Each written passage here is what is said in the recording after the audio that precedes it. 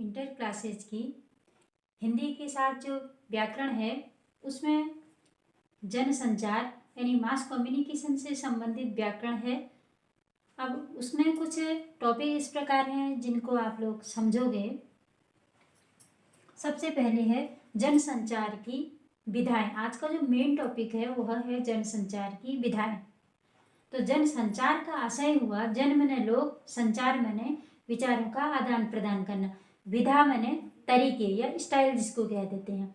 तो आपस में लोगों के बोलचाल के, भावों की अभिव्यक्ति के, विचारों के आदान प्रदान के जो तरीके हैं वह कितने प्रकार से संपादित किए जाते हैं। वह तरीके इस प्रकार हैं, यानी जनसंचार के यह माध्यम है मुख्य रूप से। सबसे पहले है प्रिंट मीडिया। प्रिंट मीडिया का मतलब यह हुआ कि छापे से संबंधित समस्त कॉपी किताब यह प्रिंट मीडिया के अंतर्गत आ जाते हैं।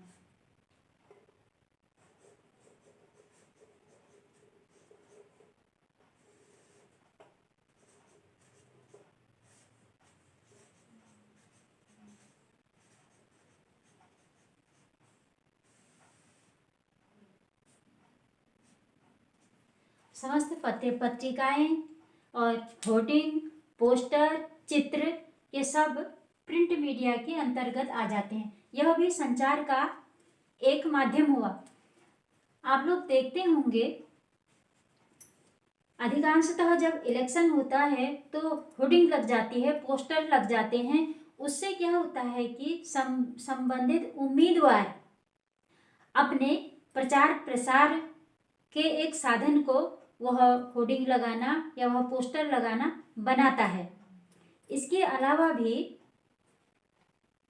प्रचार प्रसार के लिए, जन संचार के लिए एडवर्टाइजमेंट यानी विज्ञापन जिसको कहते हैं वह भी होता है। प्रचार प्रसार का माध्यम विज्ञापन भी है। यह एक प्रकार का विज्ञापन ही है, पत्र पत्रिकाएं लगाना। और आप लोग देखते होंगे पंपलेट आते हैं, अखबारों के साथ पंपलेट आते हैं, वह भी प्रचार प्रसार का एक साधन है, यानी जनसंचार का एक साधन है। उस माध्यम से क्षेत्रीय स्तर पर, राज्य स्तर पर, राष्ट्रीय स्तर पर और अंतर्राष्ट्रीय स्तर पर प्रचार प्रसार का कार्य किया जाता है, एडवर्टाइजमेंट का कार्य किया जाता है। वह विभिन्न माध्यम है, अलग अलग माध्यम है। फिर आया रेडियो माध्यम। रेडियो भी संचार का एक माध्यम है और यह सबसे पुराना माध्यम है। और साथ में जो रेडियो है इसकी उपयोगिता यह है कि इसको अनपढ़ लोग भी सुन सकते हैं। सिर्फ जिनकी श्रवण शक्ति नहीं है यह उनके लिए अनुपयोगी है। बाकी रेडियो संचार का एक श्रेष्ठ साधन है। दुर्गम स्थानों में जहाँ समाचार या खबरें तुरंत नहीं पहुँच पाती वहाँ रेडियो संचार का मुख्य साधन है। यह एक श्रव्य साधन है, दृश्य साधन नहीं है। संचार के साधनों की जो विशेष बातें हैं वो मैंने आपको पिछली वीडियो में भेज दी थी कि दृश्य साधन है, श्रव्य साधन है, दृश्य श्रव्य साधन है, अलग अलग संचार के साधन है। और जो रेडियो है यह श्रव्य है, श्रव्य संसाधन है, और प्रिंट मीडिया है यह दृश्य संसाधन है, यानी संचार का दृश्य संसाधन प्रिंट मीडिया है। इसमें से हम पढ़ सकते हैं, सालों तक, वर्षों तक हम चाहें प्रिंट मीडिया को जितनी सुरक्षा में रख सकते हैं वह पीढ़ी दर पीढ़ी काम आता है। इसमें स्थायित्व भी है, एक पीढ़ी से दूसरी पीढ़ी को ठीक ठाक जानकारी भी मिल जाती है। प्रिंट मीडिया में इतनी ही कमी है कि यह अनपढ़ों के लिए उपयोगी नहीं है। जिसको अक्षर ज्ञान नहीं होगा वो इसे पढ़ नहीं पाएगा। अगला है जनसंचार का साधन टेलीविजन माध्यम। तो जनसंचार का जो माध्यम है टेलीविजन माध्यम, यह दृश्य श्रव्य दोनों प्रकार का संचार का माध्यम है। इसमें से हम एक तो खबरों को या कार्यक्रमों को देख सकते हैं और दूसरा सुन भी सकते हैं। यह सबसे ज़्यादा मनोरंजक है। इसकी विशेषता यही है कि इसको सभी प्रकार के लोग सुन भी सकते हैं और देख भी सकते हैं। मूक बधिरों के लिए अलग से प्रोग्राम आता है, तो जिन मूक बधिर लोगों को उस भाषा का ज्ञान होगा तो वह उस भाषा को, उस कार्यक्रम को उस भाषा के माध्यम से समझ सकते हैं, ज्ञान प्राप्त कर सकते हैं, अपने लिए उस कार्यक्रम की उपयोगिता साबित कर सकते हैं।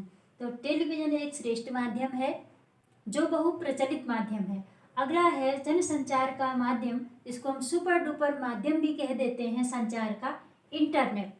इंटरनेट एक ऐसा माध्यम है जिसमें हम क्षण भर में ही अंतर्राष्ट्रीय स्तर के समाचारों को, कार्यक्रमों को, खबरों को तुरंत प्राप्त कर लेते हैं।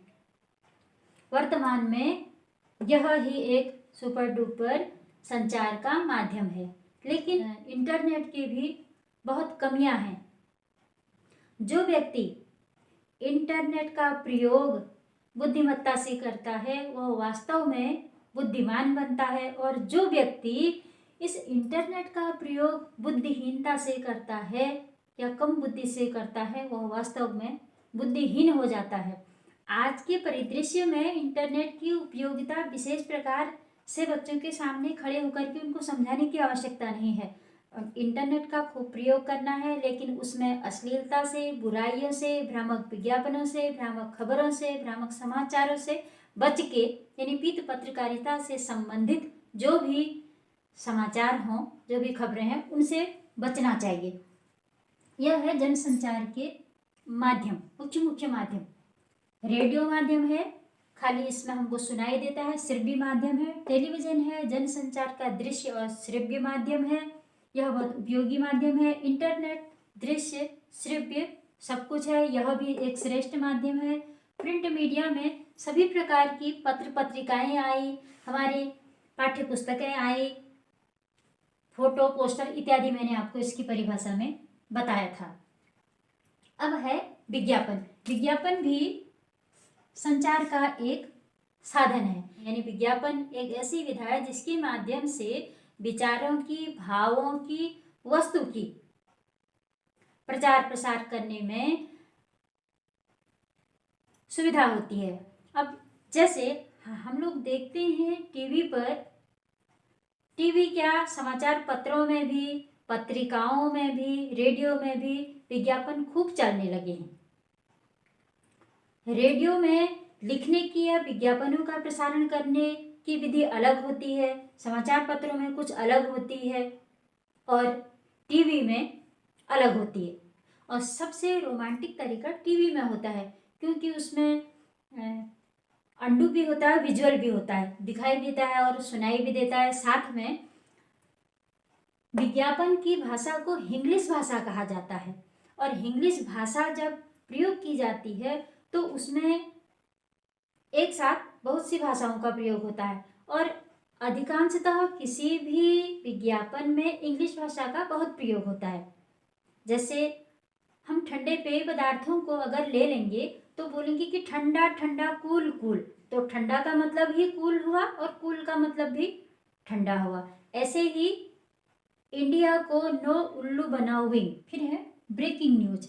एक महत्वपूर्ण प्रश्न आता है कि ब्रेकिंग न्यूज किसको कहते हैं। न्यूज मैंने समाचार हुआ है, ब्रेकिंग मैंने अवरोध जिसको कहते हैं।